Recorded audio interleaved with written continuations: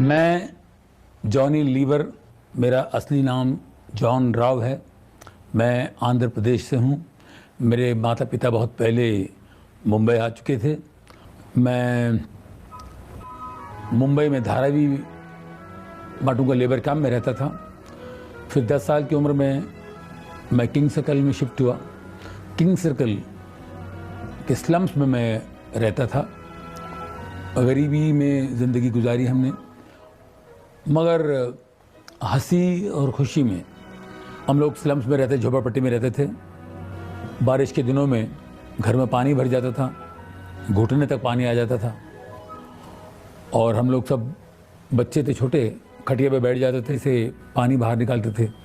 घर पूरा पानी से भरा हुआ था और मैं ऊपर खटिए पे खड़ा होकर के छोटा सा बर्तन लेके, क्योंकि ऊपर से पानी टपकते रहता था, तो वो पानी को पकड़ने की कोशिश करता था, खामा खा बैठे बैठे टाइम पास करने के लिए।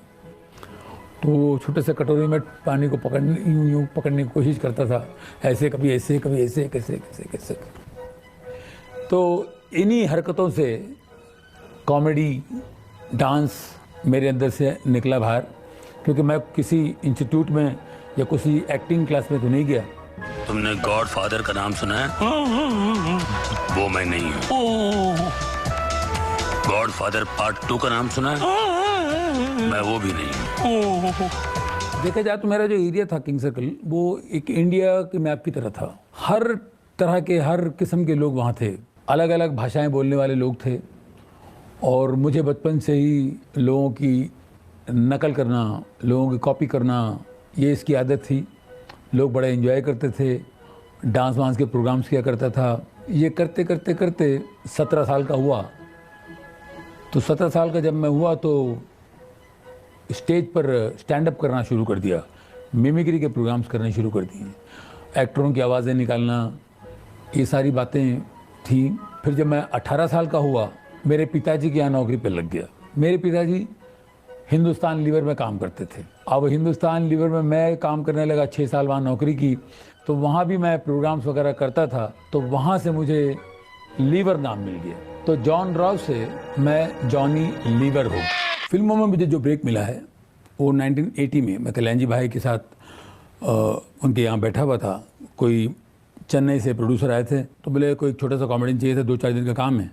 तो कल्याण भाई ने कहा कि यहाँ बैठा हुआ इसको ले जाओ। तो पहला ब्रेक मुझे चेन्नई जाके उस फिल्म में मैंने काम किया था। बहुत डरा हुआ था, मैं पहली बार कैमरा फेस करने जा रहा था, और इतना डर था कि मैं रात भर सो नहीं पाया, बुखार आ गया। और नेक्स्ट डे जब शूटिंग पे था तो मैं ट्रेन पकड़ के भागने की सोच रहा था, और मैंने किसी तरह रुक के वहाँ काम किया। उस फिल्म का नाम था ये रिश्ता न टूटे। फिल्म का नाम ये रिश्ता न टूटे, और नाम तो ऐसे ही कुछ था, लेकिन आज तक रिश्ता ऐसे ही टाइट है। वहाँ से करते करते करते करते शोज भी कर रहा हूँ, कुछ फिल्में भी कर रहा हूँ, और वर्ल्ड टूर करना शुरू कर दिया। अमेरिका, इधर उधर पूरी दुनिया में घूमने का मौका मुझे मिला भी। इंसान को अपनी पिछली ज़िंदगी नहीं भूलना चाहिए। मैं ये भूल गया कि मैं हिंदुस्तान में एक मजदूर था। हर एक का दिमाग खराब होता है, मेरा भी दिमाग खराब हुआ था। मुझे याद है मैं शोज़ के लिए ST बसों में सफ़र करता था। 3rd क्लास डिब्बे में मैं सफ़र करता था विदाउट रिजर्वेशन। अब उसके बाद जब आप फ्लाइट में उड़ने लगते हैं तो ज़मीन आसमान का फ़र्क हो जाता है। मैं घंटों सफ़र करता था, 36 घंटे, 40 घंटे, मुंबई टू दिल्ली। अब 1.25 घंटे में आप दिल्ली जा रहे हैं फ्लाइट में। 1.25 घंटे और 36 घंटे, बहुत फ़र्क होता है। अब देखिए, ये 1.25 घंटे की फ़्लाइट भी आधा घंटा लेट होता है तो हम बोलते हैं यार फ्लाइट डिले है यार, भूल जाते हैं। तो सक्सेस, आपको सक्सेस मिलती है, पैसे आपके पास होते हैं, एक अच्छा घर होता है आपके पास। जब ये सारी चीज़ें मिलने के बाद जब आपको शांति नहीं मिलती तो कोई फायदा नहीं है। मैं बहुत शराब पीने लगा था। शराब मैं 1.5 बोतल पीता था। यहाँ से हम अमेरिका जब मुझे जाना होता था तो उस वक्त डायरेक्ट फ़्लाइट नहीं होती थी, वाया लंदन जाना पड़ता था। 18-20 घंटे का सफ़र होता था। अब 20 घंटे के सफ़र में आपको तो बहुत ही बोर होना है, 2 घंटे की फ्लाइट आपको भारी पड़ता है, तो 20-22 घंटे की फ्लाइट जो है वो आपको तो बहुत तकलीफ देगी। तो फोकट की दारू मिलती थी, एरोस्टेस आती थी हमारी, दारू लेके आ जाती थी। जब मैं शराब पीता था मेरी बीवी बहुत मुझसे नाराज़ होती थी, वो गुस्सा होती थी, झगड़ा होता था। वो मुझे शराब के लिए मना करती थी, मुझे गुस्सा आता था। मुझे और किसी बात पे गुस्सा नहीं आता था, शराब के लिए मत बोलूँ। मैं बचपन से मेहनत करके अपने आप में मैं खड़ा हूँ, मेहनत करके कमा के अपने बलबूते पे खड़ा हूँ। मैं अपनी औरत को नाराज़ किया, अपने बच्चों को दुख दिया, अपने माँ बाप को दुख दिया। मेरे बेटे को ट्यूमर हो गया था गले पे, ऑपरेशन नहीं कर पाएंगे क्योंकि ट्यूमर है वो नसों में जकड़ा हुआ है। एक भी नस बाय मिस्टेक कट जाए वो पैरालाइज हो जाएगा। मेरे बेटे को ट्यूमर हो गया था गले पे। अब मैंने उसका बहुत इलाज किया, डॉक्टर के पास गया, डॉक्टर ने कहा इसका ऑपरेशन करना पड़ेगा। तो मैंने कहा कर दीजिए। बोले आप बेफिक्र रहो, 15 मिनट में इसको ठीक कर दूंगा, मैं ट्यूमर निकाल दूंगा और ये ठीक हो जाएगा। 10 मिनट के बाद ऑपरेशन थिएटर से कोई आता है और मुझसे कहता है कि डॉक्टर साहब आपको बुला रहे हैं। मैं ऑपरेशन थिएटर में जाता हूँ तो मेरा बेटा टेबल पे लेटा हुआ है और इतना बड़ा कट था उसका। और मैंने कहा जी क्या बात है? तो बोले ऑपरेशन नहीं कर पाएंगे क्योंकि ट्यूमर जो है वो निकाल नहीं सकते हैं, वो नसों में जकड़ा हुआ है, नसों के बीच में जकड़ा हुआ है और वो एक भी नस बाय मिस्टेक कट जाए तो वो पैरालाइज हो जाएगा, उसको लकवा हो सकता है, एक साइड से पूरा बदन खराब हो जाएगा। बोले क्या करने थे? बोले बंद कर दो ऑपरेशन। तो फिर से स्टिच कर दिया उन्होंने, ऑपरेशन नहीं हुआ। अब वो जो ट्यूमर है इतना सा था वो इतना बड़ा हो गया 2 साल में। हमने होम्योपैथी, आयुर्वेदिक बहुत सा इलाज किया, कुछ नहीं, वो ट्यूमर इतना बड़ा हो गया। अब वो ना उससे ठीक हो रहा है आयुर्वेदिक से या होम्योपैथिक से, और ऑपरेशन के लिए भी नहीं जा सकते। 2 साल गुजर गए। पहला ऑपरेशन 2000 में था, अब ये 2002 तक का कुछ नहीं हुआ।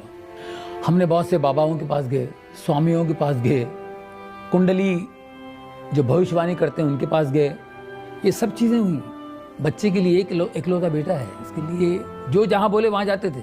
उन सब ने कहा कि ऑपरेशन के लिए मत जाना, ऑपरेशन मत कराना, बच्चा चला जाएगा। और एक कुंडली वाले ने तो कहा था कि 2002 तक ही आपका बच्चा है, उसके बाद आपका बच्चा नहीं है। अब बच्चे से मैंने कहा देख बेटा अभी मैं कुछ नहीं कर सकता हूँ,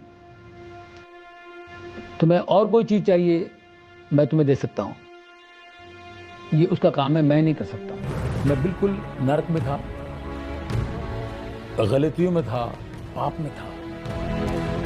क्या आप मेरी प्रार्थना परमेश्वर सुनते हैं? और इतना बड़ा चमत्कार हो सकता है। मेरी वाइफ ने कहा चेकअप क्यों करा रहे हैं आप, ऑपरेशन कराना पड़ेगा।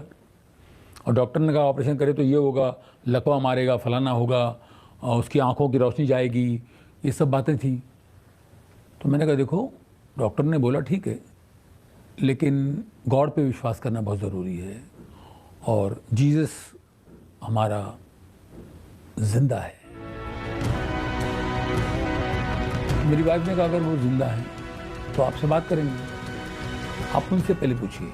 अगर वो खुद आपसे बात करते हैं, खुद बोलते हैं कि ऑपरेशन करो, तो ही मैं अपने बच्चे को अलाउ करूंगी, वरना मैं अपने बच्चे को ऑपरेशन के लिए मैं इजाज़त नहीं दूंगा। मेरी वाइफ ऐसे खड़ी थी, मैं भी खड़ा था। मैं तुरंत घुटने टेका और उधर ही प्रार्थना शुरू की। मैंने कहा परमेश्वर यीशु के नाम से मुझसे बात कर, मुझे बता कि मैं ऑपरेशन के लिए जाऊंगी। और मुझे आवाज़ आई, जा बेटा जा, ऑपरेशन कर, डर मत, मैं तेरे साथ हूँ। मेरा बदन पूरा ऐसा चला गया। मैंने वाइफ से कहा मुझे आवाज़ आई, मुझे ऑपरेशन करो, ऑपरेशन के लिए जाओ। तो मेरी वाइफ ने एग्री की, ठीक है। वहम था, हम लोगों को डर था तो पैरालाइज होगा, आंखों की रोशनी कम होगी, लेफ्ट हैंड बिल्कुल 100% पैरालाइज होगा। यहाँ बहुत से लोग प्रार्थना कर रहे थे मेरे बेटे के लिए, हम भी बहुत प्रार्थना में थे। अब सिर्फ हमने परमेश्वर पर विश्वास करके ये तय किया था कि ऑपरेशन कर लिया जाए। अब ऑपरेशन के दिन 3 घंटे का ऑपरेशन था और मेरा बेटा ऑपरेशन थिएटर में था। 3 घंटे के बाद मेरा बेटा बाहर आया। हम लोगों को डर था, जैसे कि यहाँ उन्होंने कहा था तो पैरालाइज होगा, आंखों की रोशनी कम होगी, लेफ्ट हैंड बिल्कुल 100% पैरालाइज होगा।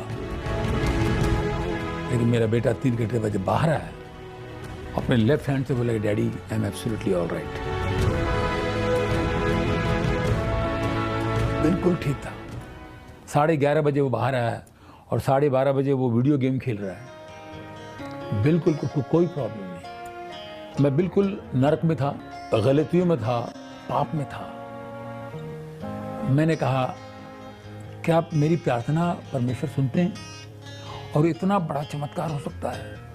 और ये चमत्कार कोई मजाक नहीं है, कोई मामूली चमत्कार नहीं है। इसको मैं इजी नहीं लूँगा। जिस दिन मेरा बच्चा ठीक हुआ, उसका ऑपरेशन बिल्कुल सही तरीके से हुआ, उसको जब चंगाई मिली, मेरी ज़िंदगी बदल गई।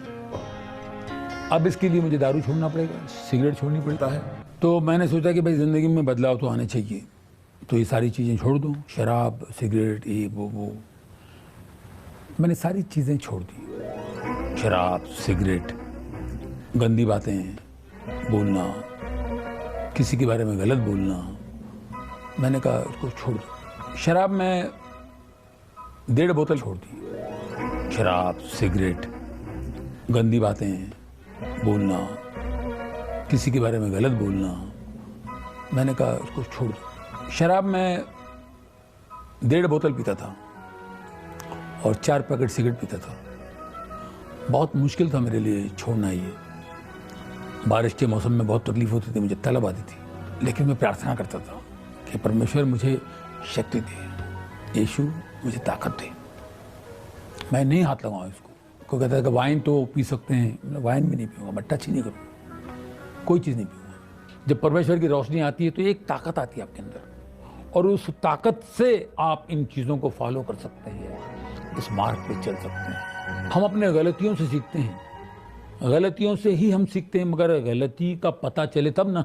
दोस्तों, जब मेरी ज़िंदगी में रोशनी आई तो सबसे पहले मैंने अपनी बीवी से माफ़ी मांगी, क्योंकि मेरी बीवी बहुत परेशान थी मुझसे। मैंने उससे बहुत बार, एक बार नहीं कई बार माफ़ी मांगी, बार बार याद आता था। जब भी याद आया माफ़ी मांगी, जब भी याद आया माफ़ी मांगी। मेरी वाइफ बोलती है अरे ख़त्म हो गया, अभी फिनिश, अब ऐसा मत कीजिए, अभी आपने इतना, आप में चेंज आ गया और आपने इतना कर दिया कि वो पूरा वसूल हो गया। मेरी ज़िंदगी में इतना बदलाव आ गया है।